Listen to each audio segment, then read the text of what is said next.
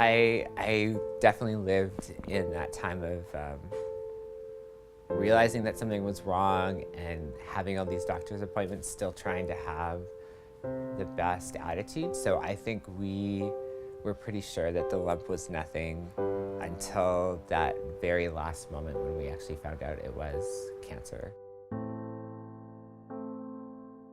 In July of 2015, my wife and I were on vacation in Chicago, and it was a phenomenal vacation.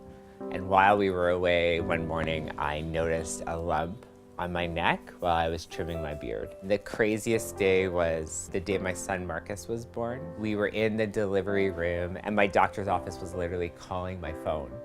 And I asked the doctor what was happening, and he said, "I think your test results are in." That was so disorienting. My surgery didn't go as planned, and there were lots of complications, and there were lots of emotions associated with that. Internally, I felt like I hadn't coped well. And so in terms of trying to reconcile my internal experience with what I was hearing externally from people around me, I knew I needed a space to work that out. When I found out that I could access some coaching for free and that there were workshops, there was no reason not to. What they did was provide language and categories to help explain to people my experience. Returning to work in cancer survivorship was incredibly timely. I took their workshop right when I was going back to work, and the first stress that I hit was learning how to work with insurance companies, which no one preps you for. When my insurance company called me and said, "How are you feeling? Do you feel ready to go back to work part-time?" I didn't know that triggered this process where I had to be back full-time in 6 weeks or something. I had my first panic attack, and my first impulse was to call the Ottawa Regional Cancer Foundation.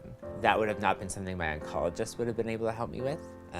And so to have people paying attention to all the aspects of your life during your cancer journey is so important. And I can't imagine what those kind of experiences would be like without feeling like you have an advocate who can walk with you through these unknown waters. And I feel like coaching kind of helped get my eyes off my feet and kind of like out of the darkness and back looking up again and be able to dream about and hope about a future that was different.